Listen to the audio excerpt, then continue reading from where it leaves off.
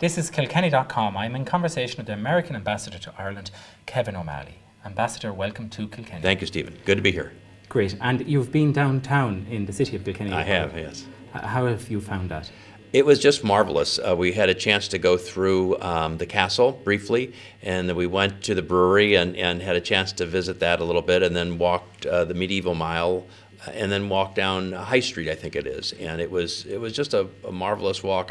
I'm sorry it wasn't longer, and I look forward to coming back. And we look forward to having you back. Thank you. Thank you. You're a resident originally of St. Louis. I am. St. Louis. St. Louis. Tell us more about St. Louis.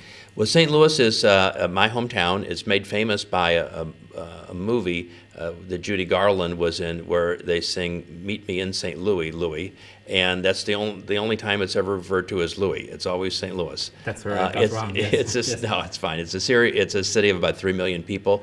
Much like I got the feeling here in Kilkenny, it was like a small town atmosphere where people seem to know one another, and you walk down the streets and the people I was with were saying hi to people they were passing on the streets. Really reminded me of home. And that's really why I find you so interesting, because the Midwestern is something similar to the Irish mentality. Would that be correct in your... Well, I have been absolutely so impressed by the warm welcome I've received everywhere, so I can't confine that to any place particular in Ireland, although I know that Kilkenny has been awarded the most friendly city in Europe. Yes. And I can certainly understand how that happened. And you yourself have strong Mayo connections. My grandparents emigrated from Westport in County Mayo about 100 years ago. And it's amazing that you're here now, 100 years later, as ambassador to Ireland. It is, I think it's a testament to some Irish DNA and the opportunities that exist in America. My grandparents were not educated. They didn't have jobs waiting for them in the States when they got there. What actually happened to them when they arrived in the United States was the greatest economic depression in the history of my country, and yet they raised an immigrant family of 15 children, and in 2 generations, here I am. It's an incredible story. I think it's a typical Irish story. I think there's so many stories like mine of people, the descendants of brave risk takers who took big chances and went to far off lands not knowing what was going to happen. Because clearly my grandparents did not know what was on the other side of the ocean. Have we lost that sense of adventure?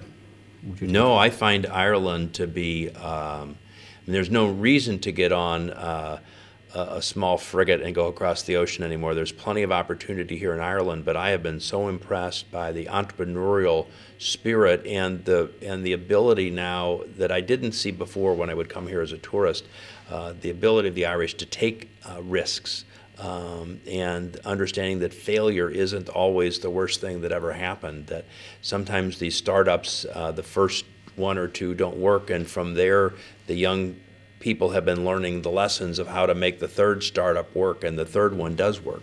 And Ambassador, how could Kilkenny do more business with America? Well, I haven't been here long enough to determine, but we went through the brewery, and I think that's going to do fine. Okay. Yeah. And I understand that there are more and more efforts to put Kilkenny on the Irish map, so that as other areas here in the country are marketing themselves, Kilkenny will be part of that from the eastern part of Ireland, and I think that's a good step. And Ambassador, your own history is very interesting. Your own personal history, if I may ask you. You considered a seminary I did. At one stage. Why did you turn away from that then, or stop that? Can I ask? Well, most Catholic seminaries, especially in the 60s, were for formation, and the idea was to determine, is this what you really should be doing with your life? And it became increasingly obvious to me that that is not what I was put on this planet to do. So after about 6 years of study and formation, I decided to go in a different direction.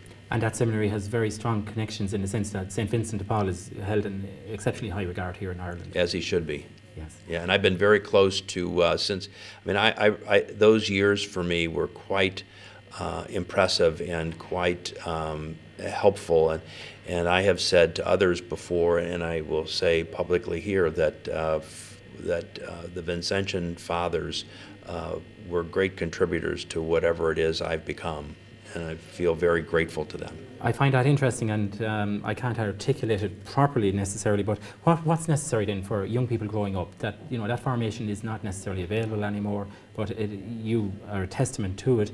How can young people gear themselves in that level of discipline and self-awareness? It was a different era when I was in the seminary. This was prior to Vatican II, and the world was a different place, and the church was a different place. So I don't know that we can go back and recreate that kind of environment, but I think it's very important for people to maintain contact with their spiritual side. I think all of us have a desire to reach out to that which is not touchable, that isn't able to be seen or heard, and to maintain contact with that spiritual side that we all have. How do you think history will view the Obama presidency? I think he'll be regarded very highly. I think he is a very intelligent, devoted, calm, insightful, articulate person. I think he'll be remembered for a number of things, not the least of which is the reform of how we handle the payment for health care in the United States, where our system has gotten so out of focus, our payment system has gotten so out of focus, and it's become so very, very expensive, more expensive than it needs to be, and I think he'll be well remembered. I think in 20 years people will be shocked that we actually did it the old way, much like people remember President Roosevelt for the creation of Social Security, or President Johnson for the creation of Medicare. And in one way you've answered the question I'm going to ask, but we're conscious also of the haves and have-nots. That gap is growing ever wider. Is that something you're conscious of? Or? Absolutely. I think it's probably the biggest economic issue that one of the biggest economic issues we face in the United States, that the rich are getting richer, that the poor are getting poorer. And that is that I don't think anyone has the answer to that, but I think not looking into that and not trying to find ways, both through either regulation or lack of regulation, or taxation or lack of taxation, we have to find the way in which everyone participates in the prosperity that's been created. Ambassador, thank you very much. My pleasure. Bye-bye, Stephen.